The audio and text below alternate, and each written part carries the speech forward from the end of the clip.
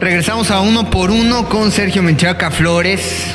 Platicamos de problemas muy graves en la situación del país porque no vemos resultados y en vez de ello vivimos en un estado fallido que está dando la apertura al surgimiento de grupos de autodefensa de la sociedad civil para garantizar la paz que no les puede dar el gobierno.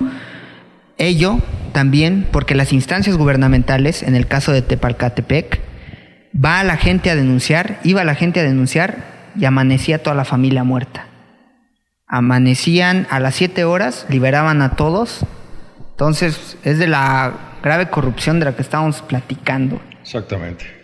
Y vamos al tema de la violencia en penales, que se suma a esta problemática, que se acaba de duplicar según datos de la CNDH, la Comisión Nacional de los Derechos Humanos, donde teníamos casos registrados de violencia en penales 52 en el año 2011 y en lo que va de este año ya son 117 casos. Hay gobiernos, cogobiernos en las cárceles y ahí administran las mafias, etcétera. Te estaba platicando fuera de cámaras que el gobierno ha dado a la iniciativa privada la administración de varias y han sacado mucho dinero, pero no se reduce la violencia, más bien se incrementa y siguen habiendo un número de muertos de manera brutal. Y otro de los datos alarmantes es que muchos de los reos no tienen antecedentes penales en casos graves, ¿sabes? Son gente muy pobre, donde los delitos son menores y los están extorsionando los grandes capos en las cárceles y los matan, ¿no? En muchos casos, entonces se están fugando. Está el caso de Piedras Negras, etcétera. ¿Cómo ves esta situación sumado al grupo de autodefensa, donde te está diciendo que el Ministerio Público no hace nada, está asociado a los grupos del crimen organizado? Sí, es una problemática bastante preocupante para todos nosotros. Lo platicamos con el director de Desarrollo Económico de Cortázar, con Jorge Ojeda, esa parte, ¿no?, donde veíamos que sí el gobierno estaba preocupado por sacar la reforma educativa, la reforma hacendaria, la reforma política, la reforma energética, pero una de las reformas que se tienen completamente olvidadas es la reforma penal. Vemos cómo se encuentra el sistema judicial mexicano, es un sistema bastante obsoleto y no nada más eso. Hablando en el tema precisamente de las cárceles, tenemos una sobrepoblación en las cárceles del más de 120%. Exactamente. Estás hablando de que no hay espacio ya en las cárceles para tantos reos. ¿Y a qué se debe también? Bueno, viven en condiciones infrahumanas. Exactamente.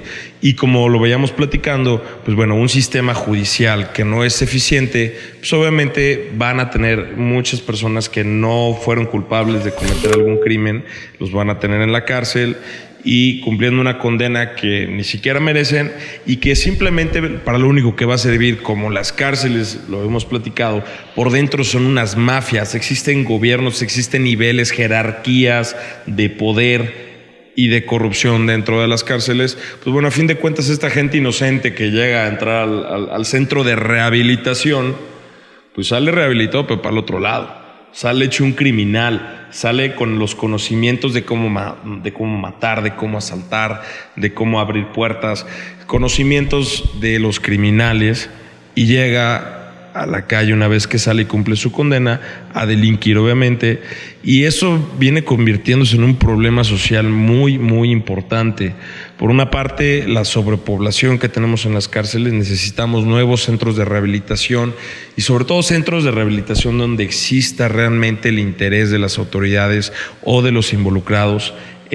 Por ejemplo, si hablamos de la iniciativa privada que se encuentra en esas cárceles. Que ganan dinero, ganan más dinero, pero no están cumpliendo las normas de la Constitución y tienen los programas adecuados. Que existan, exactamente, sí, que existan esos programas que realmente den una rehabilitación al reo. Una readaptación social efectiva. Exactamente. De hecho, quiero anunciar que próximamente esperamos tener aquí a 2 miembros de una asociación civil que están emprendiendo programas para que el reo se readapte efectivamente a la sociedad. Sí, inclusive hemos visto y hay datos, hay cifras que más del 50% de los reos que salen no logran readaptarse nuevamente a la sociedad. Sí, por los estigmas, la desconfianza. Vuelven a delinquir, siguen manteniendo bueno, aquellos que son poderosos, pues siguen manteniendo su zona de poder, siguen manteniendo su control sobre dichas zonas, porque nunca lo perdieron, porque estando ahí se les permitió seguir operando. Vemos como las llamadas de extorsión, la gran mayoría provienen de cárceles. Entonces se les permite operar dentro de las cárceles. Las cárceles son centros de operación para el crimen organizado. Y esto, a fin de cuentas, volvemos al mismo problema social que habíamos platicado hace un rato más sobre la delincuencia en todo el país. Entonces, muchas veces los centros de operación se encuentran en las cárceles. Sí, son universidades del crimen. Caro Quintero fue el narcotraficante que acaban de dejar salir. Sí. Con más de 20 empresas. Y con todo Estados Unidos persiguiéndolo. Exactamente, Estados Unidos sigue persiguiéndolo. Pero pues vemos que que está ligado a más de 20 empresas. Vemos que sigue manteniendo su poderío, sigue manteniendo el control. ¿Cómo lo pudo haber mantenido si estuvo tantos años preso? Sí, la CNDH encontró varias irregularidades en las administraciones de la iniciativa privada de los penales. No cumplían los requisitos, no cumplían con los programas. Y también encontraron que al gobierno no le importa, no cuida, no sanciona, etcétera.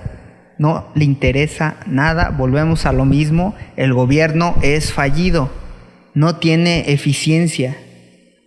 ¿Y con estas reformas vamos a tener el país que queremos? Necesitamos una reforma penal.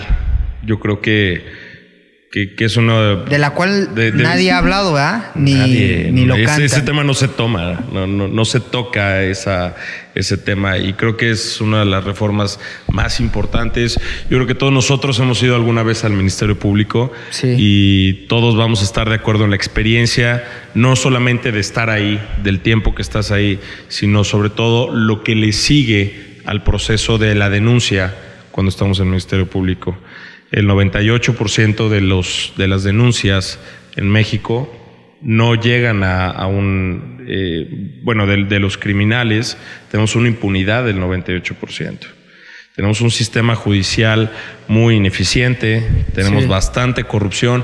Creo que son una de las reformas principales, pero bueno, también te pones a pensar de qué sirve una reforma penal si los involucrados en los sistemas de seguridad son corruptos, exactamente. Y si no existe realmente el interés por hacer una diferencia, ¿no? No existe la disponibilidad del gobierno de atacar desde raíz, porque una cosa es la estrategia de Calderón, por ejemplo, que creo que se sigue actualmente dentro del gobierno de Peña Nieto, pero con menos intensidad, de decir, bueno, vamos a atacar a los grupos de crimen organizado, pero estás atacando las consecuencias. Por abajo, la raíz de toda esa problemática sigue surgiendo. Van a agarrar a 10 capos. Y son ideas reaccionarias, no ideas a largo plazo. Exactamente. Se van sobre la... Son ocurrencias. Por eso nos sirven. Necesitamos ideas que generen el país que queremos, no ocurrencias que salven la situación en el momento. Y la estrategia contra el crimen organizado debe ir más hacia la raíz de toda esta problemática. Creo que la raíz viene, en primer lugar, creo yo, que es la educación. Sí. La educación que se da en las escuelas, que se da en las familias. Eso lo mencionaba mucho López Obrador en su campaña, por eso decía que quería armar una república amorosa, de la cual fue objeto de burla, porque decían que era muy romántico, etcétera. Muy idealista. Sí, en contraparte con las denuncias que él hacía como reaccionario, ¿no? Y contraproducente de estar contrapunteando a las clases sociales. Claro. Sí, bueno. ¿Pero tú crees que ese proyecto habría sido bueno? Creo que realmente no lo sé. Realmente no lo sé. Sonaba muy buena la idea, sonaba muy idealista. Y el presupuesto de Enrique Peña Nieto para el 2014 va a ser una cifra nunca antes vista en la historia destinada para educación. ¿Crees que eso será creo que va, benéfico? Sí, claro que será benéfico. Creo que la educación es la base del crecimiento económico de todo país a largo plazo. La educación no te da votos y por eso jamás se le invirtió a la educación. Exacto. Porque los candidatos van por los votos. Creo que la educación es la base del crecimiento económico de un país a largo plazo, no a corto plazo. Pero por otra parte, esa es una de las causas del crimen organizado en el país. Por otra parte, si el gobierno pudiera hacer una reforma judicial integral muy completa, creo que resolveríamos la otra mitad de la problemática del crimen organizado.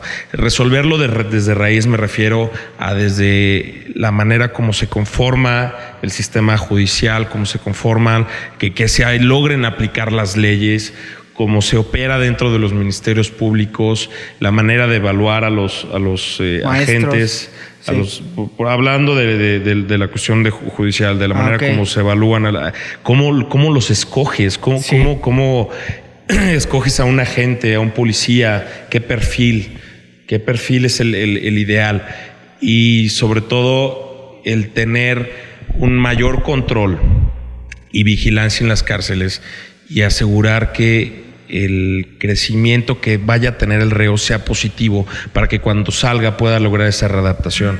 Es un 50-50 en mi opinión. Creo que la mitad es la parte educativa, la otra mitad es la parte del sistema fundamental, de las bases del sistema judicial mexicano, y creo que aquí es donde hay que trabajar, pero se ha estado trabajando acá. Por eso no logramos los resultados y por eso vemos que se ha desatado esta gran ebullición del crimen organizado en el país, y que va a seguir, pues yo creo que a lo mejor posiblemente no aumentando, pero sí va a ser muy complicado erradicar, va a ser imposible erradicar la violencia en el país con las estrategias que se han venido aplicando por parte de los gobiernos federales. Pero es lamentable que estemos platicando esto a estas alturas del partido, ¿no? A estas alturas de la historia, con tantas revoluciones, con tantas luchas, con tanta sangre derramada. México era otro. Y la gente que nos ve que es que sus épocas de juventud fueron en 1970, 1980, inclusive que vivieron los años 50, 60, a mí me han platicado, dicen, México era otro. México tenía un nivel de vida muy elevado. Tú veías las películas de aquellos años, las películas de los 60 eran del nivel de las películas de Estados Unidos. Sí. El nivel de vida de las personas, ves las fotografías, la imagen, el respeto, era otro México. Con más valores. Con muchos más valores. La gente podía salir a descansar en la calle, en la noche. Había tranquilidad. No tienes que ponerle llave a tu puerta. Había paz social. Y había un México organizado, había un México en crecimiento, pero llegó un punto en el que nos perdimos. Y seguimos perdidos completamente. Y creo que si no hacemos algo al respecto, pues no podemos esperar ninguna mejora, no podemos esperar algo más positivo, porque a fin de cuentas va a ser simplemente un deseo.